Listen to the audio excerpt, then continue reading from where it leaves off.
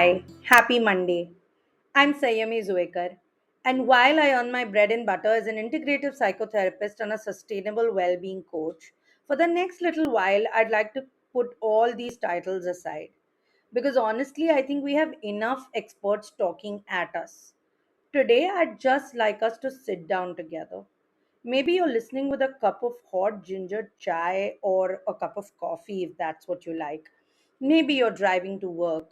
Maybe you're folding laundry. Maybe you're hiding in the bathroom because it's the only room in the house where nobody is asking you for anything. No judgment, I've done that too. I want this to feel like one of those conversations we have when we're finally done being everything to everyone. So, no roles, no performance, no pretending we got it all figured out. Just us. Real talk, real confessions, real pondering. And lately, there's one thought I keep coming back to. So, apparently, it's Friday again, and I've absolutely no idea how we got here. Wasn't it Monday just 5 minutes ago? Seriously, who approved this? Because I don't know about you, but there are weeks that disappear so quickly that they almost feel suspicious. And the strange thing is, it's not even because nothing happened.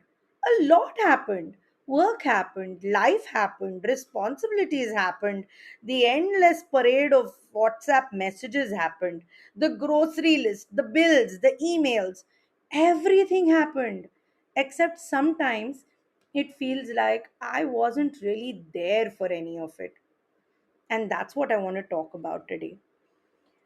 Last week I was standing in my kitchen around 9:30 at night, refrigerator door open, just staring, not eating, not looking for anything, just standing there. My daughter happened to walk past and she asked, "Mom, what are you looking for?" And I remember laughing because the honest answer was, "I have absolutely no idea." I wasn't hungry, I'd already eaten. I wasn't looking for food. I think I was looking for relief. Now, refrigerators are many wonderful things. Sources of emotional support are generally not one of them.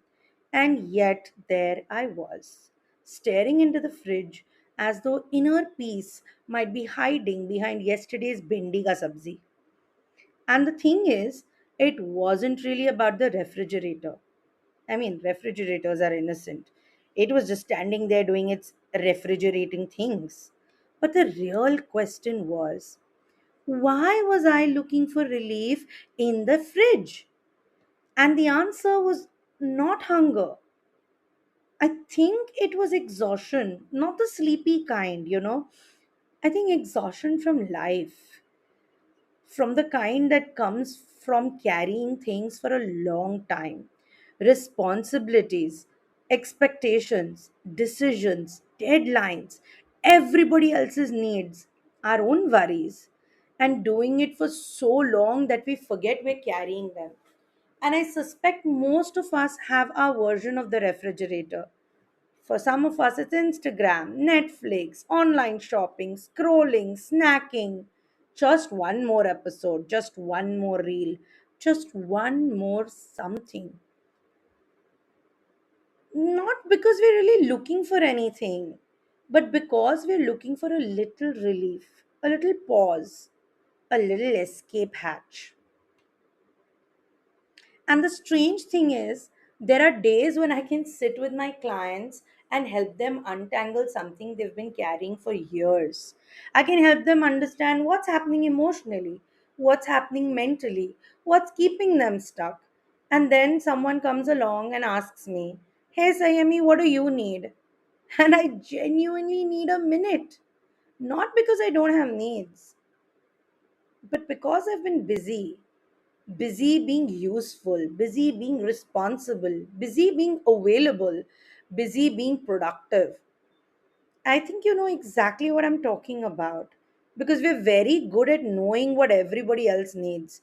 Our children's favorite food, our partner's coffee order, the deadline, the grocery list, the school project, the birthday gift, the WhatsApp message we forgot to reply to. But ask us what we need, what nourishes us, what brings us joy.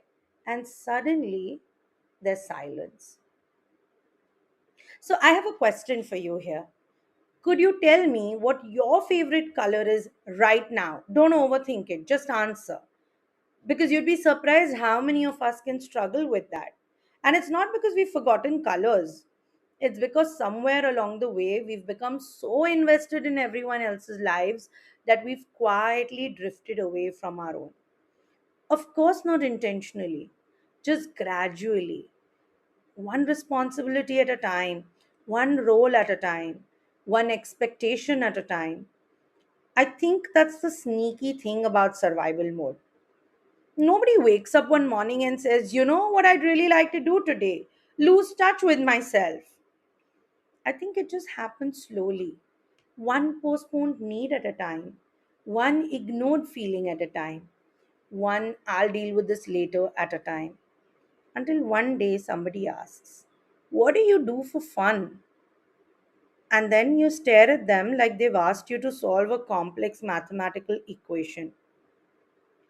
A few days ago, I realized I couldn't remember what I had for lunch the previous afternoon. And I don't think it's because my memory is failing, at least I hope not, but because I think I wasn't actually there. So my body had lunch, but I don't think I was invited.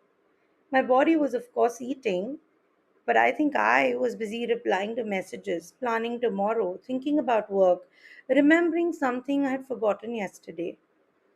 So honestly, if somebody asked me what the food tasted like, I don't think I could have told them because I never met the experience. I was physically present, but mentally I was miles away. And I don't think that's just me. I think a lot of us are living like people just rushing through an airport all the time, head down, focused, efficient, always moving towards that next thing, that next task, that next milestone, that next achievement, and forgetting to notice where we actually are. And this brings me to a very interesting observation, okay? Can we please talk about holidays for a minute? Because I think we've collectively just lost the plot somewhere.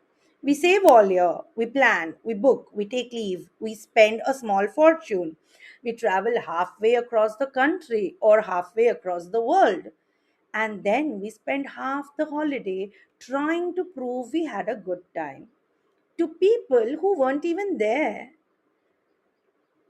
I'd gone for a small weekend getaway and I was watching a sunset there. One of those breathtaking sunsets that make you stop mid sentence. Like the sky was ridiculous. It was pink, orange, gold all at once.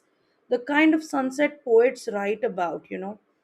And there I was, trying to find the right camera angle, then another angle, then a video, then another video. And guess what? There were a lot of other people like me doing the same thing. And then suddenly I thought, this is madness. The sky is literally putting on a masterpiece, and I'm worried about content. And before we laugh too hard at ourselves or even be judgmental, let's agree we all do this. We create candid photos that require 17 attempts at least. We document moments before we've experienced them. We become tourists in our own lives, standing slightly outside the experience, recording it, capturing it, posting it, desperately hoping to keep it in our memories, but not fully living it. And I wonder how many such beautiful moments fail to nourish us simply because we weren't really there when they happened. And it's the same thing when I go to these cafes and I sit looking around. Every table has people sitting together, and almost every table has a phone sitting between them. Some are scrolling, some are taking pictures, some are messaging. And suddenly I'm thinking this strange thought. We've never been more connected, and that's true. But we've also never seemed so distracted. And let's not get defensive about this, and I'm saying this to me as well. I love my phone. My work lives on my phone.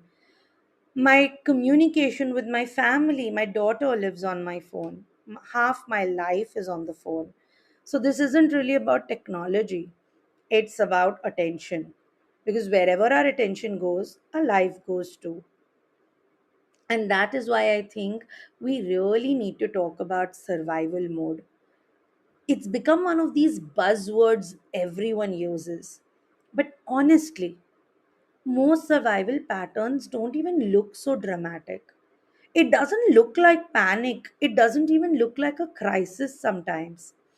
Sometimes survival patterns look incredibly successful. It looks like getting promoted. It answers emails. It remembers birthdays. It pays EMIs. It keeps everybody happy. It gets things done, which is why it's so difficult to recognize it. Because sometimes survival mode wears the costume of productivity. Sometimes it disguises itself as perfectionism. Sometimes it wears the costume of people pleasing. And sometimes it dresses up as control. Different costumes, the same question underneath. What do I need to stay and feel safe? So we keep achieving, we keep organizing, keep helping, keep proving, keep carrying. And because we're so busy carrying life, sometimes we stop participating in it. I think that's why this heaviness is so confusing. Because from the outside, everything looks fine. We're functioning, we're showing up, we're doing what needs to be done. But functioning and flourishing are not the same thing. Sometimes we get so trapped in expectations and roles and labels that we forget about the person living them. We become mothers, fathers, professionals, caregivers, partners, entrepreneurs, therapists, teachers, responsible adults. And all of these roles matter. But somewhere beneath all those roles is a person, a real person with favorite songs, favorite colors, dreams, longings, funny, silly eccentricities, wonder, joy. I think the heaviness comes from losing touch with that person. Not because life is wrong, it's just I think we've traveled too far away from ourselves. And if I'm being completely honest at this point, this isn't just something I see in my work alone. It's something I have to watch out for in my own life as well. Because there is a part of me that loves being useful, loves helping, loves creating, loves building. But every now and then I have to stop myself and ask, are you living your life or just managing it? And maybe that's the question I want to leave you with today. Not how can I be happier, not even how can I be more productive, not even how can I fix myself. Just, am I here? Am I actually here for my own life? Because maybe heaviness isn't a problem to solve, really. Maybe it's a message, a quiet invitation, a tap on the shoulder, a reminder to come home, back to our bodies, back to our feelings, back to what nourishes us, back to ourselves. So, before we part ways today, I want to leave you with that one final question.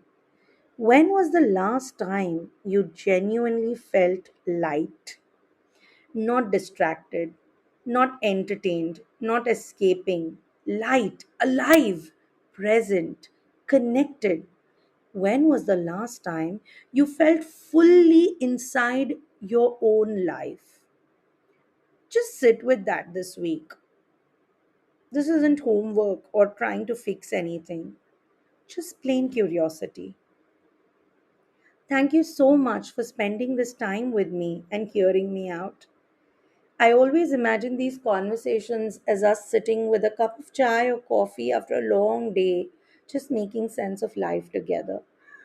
If today's conversation resonated with you, I'd love to hear what stayed with you. And if you like more conversations like this, hit follow so we can spend a little time together every week. Because sometimes all it takes is one conversation to remind us we're not alone. And if you want to explore this journey even further, come join the link for my webinar happening on Saturday, The Power of You.